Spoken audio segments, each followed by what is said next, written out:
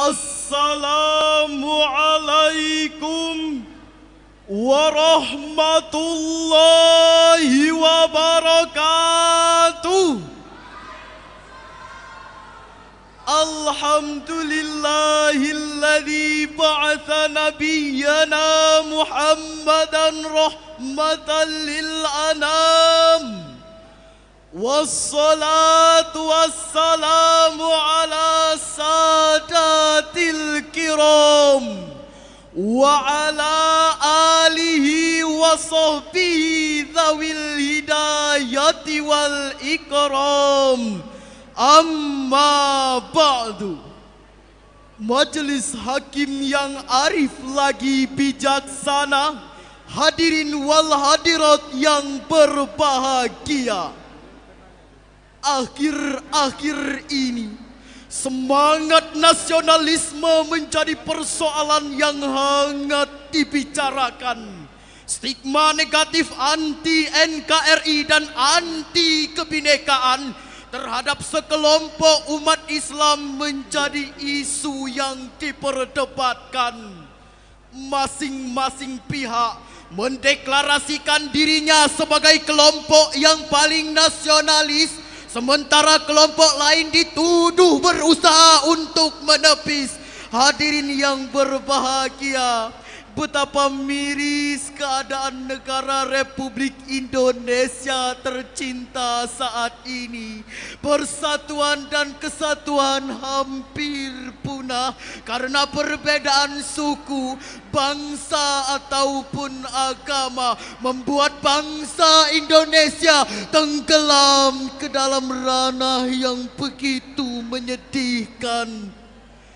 Hadirin, komitmen kebangsaan sudah sejak dulu ditanamkan dalam hati sanubari warga negara sebagai sikap pembelaan. Cinta tanah air menjadi doktrin kebangsaan yang tidak dapat dielakkan dalam tatanan kehidupan. Satu nusa, satu bangsa, satu bahasa, Indonesia.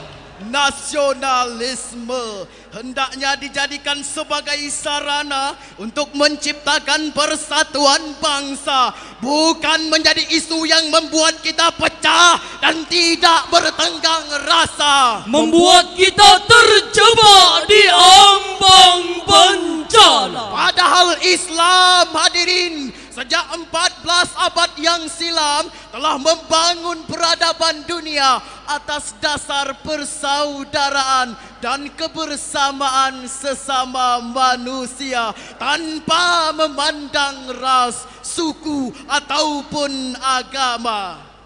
Lantas, bagaimanakah konsep nasionalisme dalam Islam? Untuk menjawabnya, izinkan kami menyampaikan syarahan Al-Quran dengan judul Islam dalam membangun semangat persaudaraan dan kebangsaan.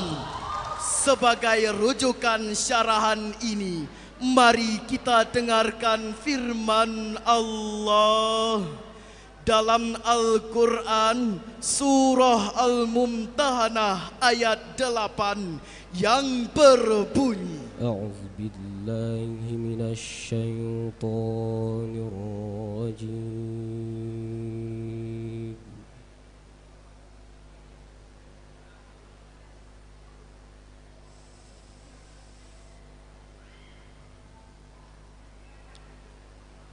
Bismillahirrahmanirrahim.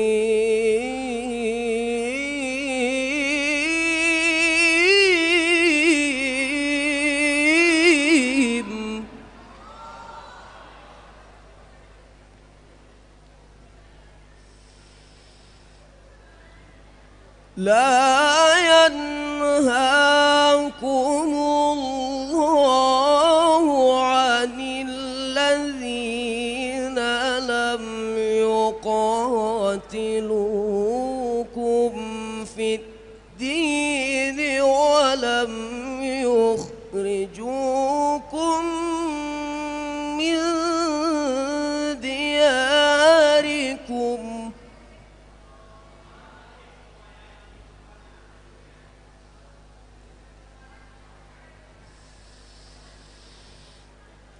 ولم يخرجوكم من دياركم أن تبروهم وتقسطوا إليهم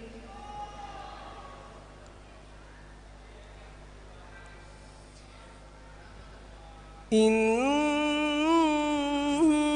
الله يحب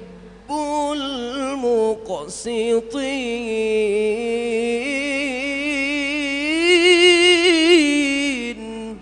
Aku berlindung kepada Allah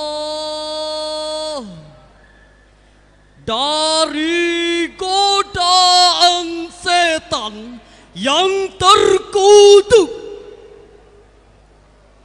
dengan menyebut nama Allah yang Maha Pengasih lagi Maha Penyayang.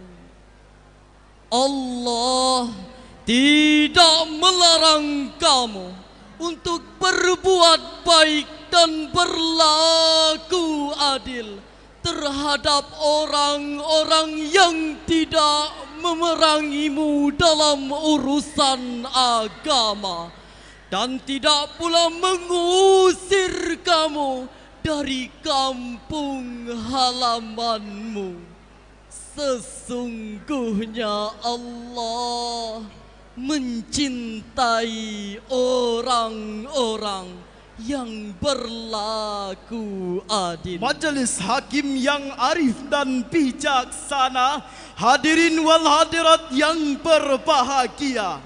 Di dalam kitab Lubabun Nukul fi Asbabin Nuzul karya Imam Jalaluddin As-Suyuti halaman 234 menjelaskan di antara sebab turunnya ayat ini adalah ketika Asma binti Abu Bakar beliau mendatangi Rasulullah sallallahu alaihi wasallam. Asma meminta pendapat. Ya Rasulullah, saya dikunjungi ibu kandungku Siti Kutailah, seorang yang musyrikah. Kemudian Asma bertanya kembali kepada Rasul, ya Rasulullah, bolehkah saya berbuat baik kepadanya sedangkan ibu kandungku seorang yang musyrik?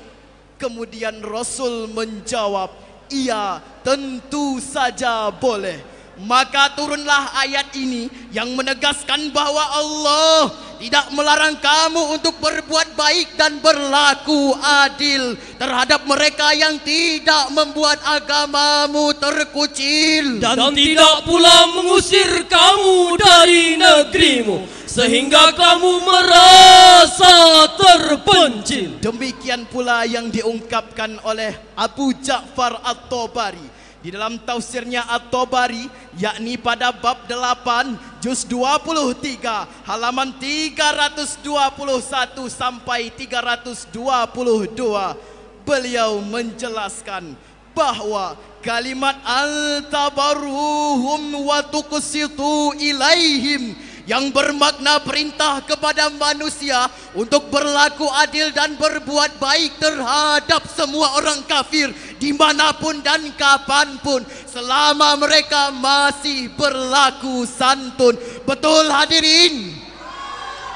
Hadirin yang berbahagia, nasionalisme merupakan sikap kebangsaan yang tumbuh karena adanya persamaan etnis yang berlainan, wilayah yang saling berkaitan, atau pengalaman sejarah yang sejalan serta kepentingan untuk hidup bersama dalam satu negara kesatuan sebagai bangsa yang merdeka atas dasar kebersamaan dan persaudaraan.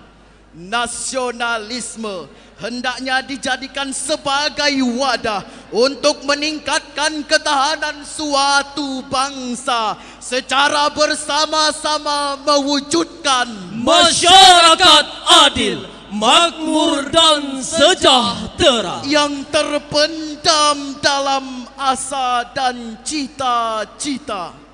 Saudaraku, isu anti NKRI dan anti kebinekaan pada saat ini muncul karena persoalan politik dan sosial yang amburadul, merambat ke persoalan-persoalan lain yang timbul. Kita seperti bercerai-berai dan merasa terpukul sehingga rasa cinta tanah air pun semakin tumpul.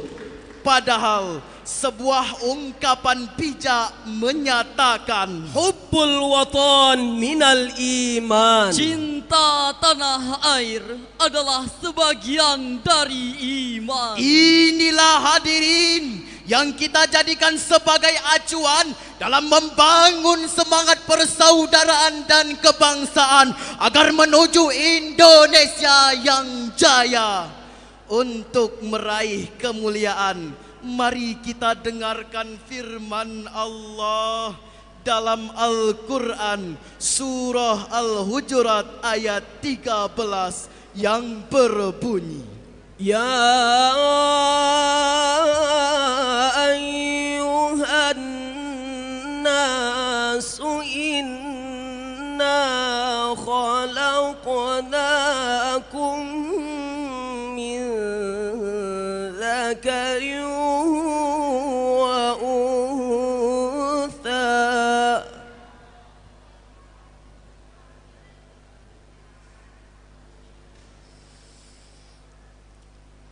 Inna khalaqnakum min dzakarin wa untha wa ja'alnakum syu'uban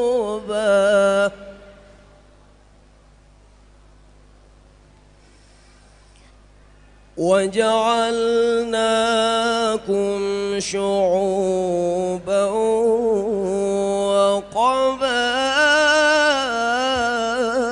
وقبائل لتعارفوا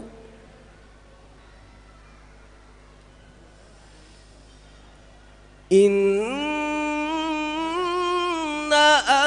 أكرمكم عند الله أتقاكم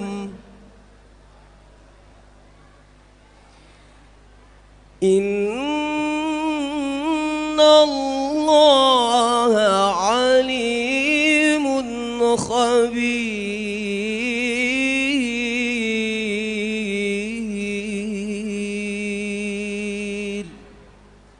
صدق الله العظيم. Hai manusia, sesungguhnya kami menciptakan kamu dari seorang laki-laki dan seorang perempuan dan menjadikan kamu berbangsa-bangsa dan bersuku-suku supaya kamu saling kenal mengenal. Sesungguhnya orang yang paling mulia di antara kamu di sisi Allah ialah orang yang paling takwa di antara kamu. Sesungguhnya Allah Maha mengetahui, lagi maha mengenal.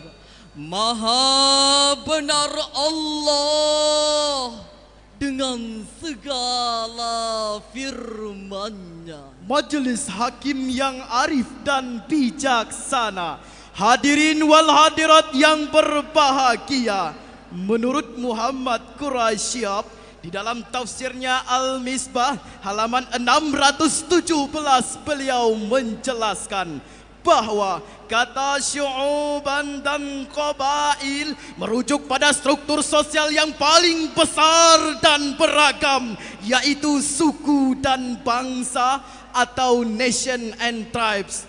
Demikian pula yang diungkapkan oleh Sayyid Qutb di dalam tafsirnya Fi Zilalil Quran, yakni pada jilid 10 halaman 401 sampai 402 menjelaskan bahwa kata lita'arafu yang berarti keharmonisan, bahwasanya manusia dituntut untuk saling kenal mengenal, bukan menimbulkan perpecahan yang membuat perselisihan, gontok-gontokan, bahkan perpecahan antar umat beragama. Na'udzubillahi min zalik. Struktur sosial yang demikian unik ini tidak lain adalah Mahakarya Allah yang fungsinya lil musyarakati baina itsnaini fa aktsara. Bukankah pepatah mengatakan tak kenal maka tak sayang? Tak sayang tentu tak cinta. Bersatu kita kokoh, berseteru kita roboh. Dari uraian demi uraian yang kami sampaikan tadi, kiranya dapat diambil kesimpulan. Yang pertama, semangat nasionalisme merupakan perwujudan dari sikap iman yang benar serta rasa persatuan dan kesatuan antar umat beragama. Yang kedua, semangat nasionalisme merupakan sikap perwujudan iman yang benar, yakni sikap toleran antar warga negara dan sikap rela berkorban demi negeri Indonesia tercinta menuju Indonesia Jaya. Untuk mengakhiri syarahan ini, mari kita dengarkan senandung syair berikut ini. Wujudkanlah ukhuwah wataniyah agar tercapai cita-cita mulia, membangun negeri makmur sejahtera, baldatun thayyibatun warahun ghafur. Baldatun thayyibatun warahun ghafur. Akhirnya buah durian, buah duku. Cukup sekian dan thank you. Wallahul muwafiq ila aqwamit thariq. Wassalamu alaikum warahmatullahi wabarakatuh.